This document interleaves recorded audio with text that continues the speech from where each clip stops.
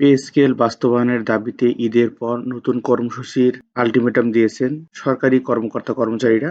তো আজকের ভিডিওতে আমরা এই বিষয়ে বিস্তারিত আলোচনা করব। তো ভিউয়ার্স, আপনি যদি আমাকে প্রথমবার দেখে থাকেন তাহলে অবশ্যই চ্যানেলটি সাবস্ক্রাইব করে পাশে থাকা বেল আইকনটি প্রেস করে রাখবেন, যাতে করে পরবর্তী নতুন আপডেট সবার আগে আপনি পেয়ে যান। এবং আপনি যদি অলরেডি সাবস্ক্রাইব করে থাকেন তাহলে আপনাকে অসংখ্য ধন্যবাদ। তো আজকের ভিডিওতে আমরা মূলত পে স্কেল নিয়ে সরকারি কর্মকর্তা-কর্মচারীরা কি দাবি জানিয়েছেন এবং এই পে স্কেল দাবিটা তারা বলেছেন যে ঈদের পর নতুন কর্মসূচি ঘোষণা করবেন যদি পে স্কেল ঈদের আগেই প্রকাশ করা না হয়। তো চলুন আমরা বিস্তারিত জেনে নিই যে আসলে কি হতে চলেছে।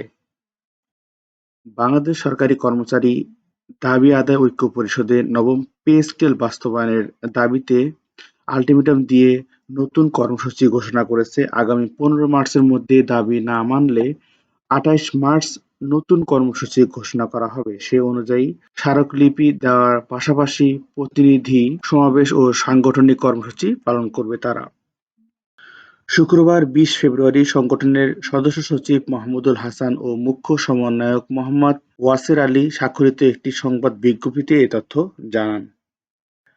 ওয়াসের আলী আরও জানান, দাবি আদায়ে আগামী শুক্রবার কেন্দ্রীয় শহীদ মিনার সমাবেশ ও বিক্ষোভ মিছিল করা হবে। বিজ্ঞপ্তিতে বলা হয়েছে, 15 সালে দেওয়া অষ্টম পে স্কেল 11 থেকে 20 গ্রেডের কর্মচারীদের বৈষম্যের বেড়াজালে আবদ্ধ করার পর থেকে প্রথম পর্যায়ে পে স্কেলের বৈষম্য নিরসনের জন্য নিবেদন সহ বিভিন্ন কর্মসূচি পালন করেও তৎকালীন সরকারের কাছ থেকে কোনো সাড়া পাওয়া যায়নি। এমনকি বিগত কোনো সরকার উক্ত সংগঠনের সঙ্গে আলোচনাও করেননি।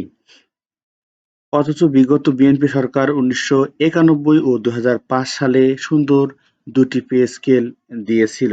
বিগত 11 বছর কর্মচারীরা পে স্কেল থেকে বঞ্চিত উল্লেখ করে এতে বলা হয়েছে, দ্রব্যমূল্য লাগামবিহীন ঊর্ধ্বগতির দরুন জীবনযাত্রার ব্যয় বৃদ্ধি পাওয়ায় 6 সদস্য পরিবারের ব্যয়ভার বহন করা নিয়ে কর্মচারীরা দিশেহারা।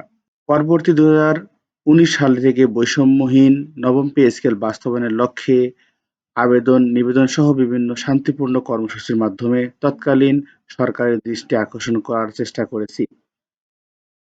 এরই ধারাবাহিকতায় অন্তর্বর্তী সরকারের কাছেও নিবেদন সহ বিভিন্ন কর্মসূচি অব্যাহত রাখা হয়। তৎপ্রেক্ষিতে 2025 সালে অষ্টম পে কমিশন গঠন করে, যার রিপোর্ট ইতিমধ্যে সরকারের কাছে প্রদান করেছেন। কিন্তু অন্তর্বর্তী সরকারের পে স্কেল দেওয়ার আশ্বাস দিয়েও তা বাস্তবায়ন করেননি। তারা বলেন, বর্তমান সদস্য সরকারের কাছে প্রত্যাশা দীর্ঘ 11 বছর ধরে পে স্কেল না হওয়া ও দ্রব্যমূল্য লাগামবিহীন ঊর্ধ্বগতির দরুন জীবনযাত্রার ব্যয় বৃদ্ধি পাওয়ার বিষয় বিবেচনা করে দ্রুততম সময়ের মধ্যে বৈষম্যবিহীন নবম পে স্কেল বাস্তবায়ন করবেন। বর্ণিত অবস্থায় প্রধানমন্ত্রী সহ সংশ্লিষ্ট সবাইকে কর্মচারীদের বৈষম্যবিহীন নবম পে স্কেল প্রাপ্তির বিষয়ে অবহিতকরণের লক্ষ্যে সংগঠনের 20 ফেব্রুয়ারি সভার সিদ্ধান্ত মোতাবেক নিম্নোক্ত কর্মসূচি ঘোষণা করা হয়েছে। পহেলা কর্মসূচি 22 ফেব্রুয়ারি থেকে 5 মার্চের মধ্যে স্থানীয় সংসদ সদস্য ও মন্ত্রীর সঙ্গে সাক্ষাৎ ও তাদের মধ্যে প্রধানমন্ত্রী বরাবর নবম পে স্কেল বাস্তবায়নের দাবিতে স্মারকলিপি প্রদান। জেলা ও উপজেলা পর্যায়ে সম্মানিত নেতৃবৃন্দ উক্ত কর্মসূচি বাস্তবায়ন করবেন। দ্বিতীয়, একই সময়ে কেন্দ্রীয় নেতৃবৃন্দ মন্ত্রী পরিষদের সদস্যদের সঙ্গে সাক্ষাৎ করে তাদের মাধ্যমে প্রধানমন্ত্রী বরাবর নবম পে স্কেল বাস্তবায়নের দাবিতে স্মারকলিপি প্রদান করবে। 3 পবিত্র মাহে রমজান মাসব্যাপী বিভাগীয় শহরগুলো পে স্কেল বাস্তবায়নের দাবিতে প্রতিনিধি সমাবেশ ও সাংগঠনিক কর্মসূচি চলমান থাকবে। এতে উল্লেখ করা হয়েছে, আগামী 15 মার্চের মধ্যে সরকারের পক্ষ থেকে নবম পে স্কেল বাস্তবায়নের দৃশ্যমান কোনো উদ্যোগ গ্রহণ করা না হলে পবিত্র ঈদ উল ফিতর উদযাপন পরবর্তী 28 মার্চ সংবাদ সম্মেলনের মাধ্যমে পরবর্তী কর্মসূচি ঘোষণা করা হবে।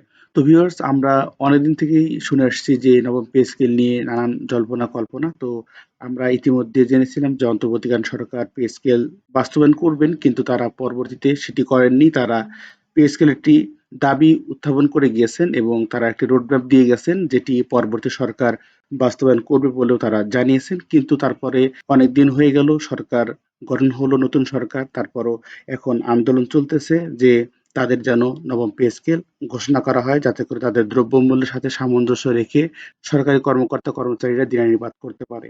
তো ভিউয়ার্স, আপনারা অবশ্যই কমেন্টে জানাবেন যে নবম পে স্কেল দেওয়া কতটা যৌক্তিক, এবং এই বিষয়ে আপনাদের মতামত অবশ্যই কমেন্টে জানাবেন। সবাই ভালো থাকবেন, সুস্থ থাকবেন। আল্লাহ হাফেজ।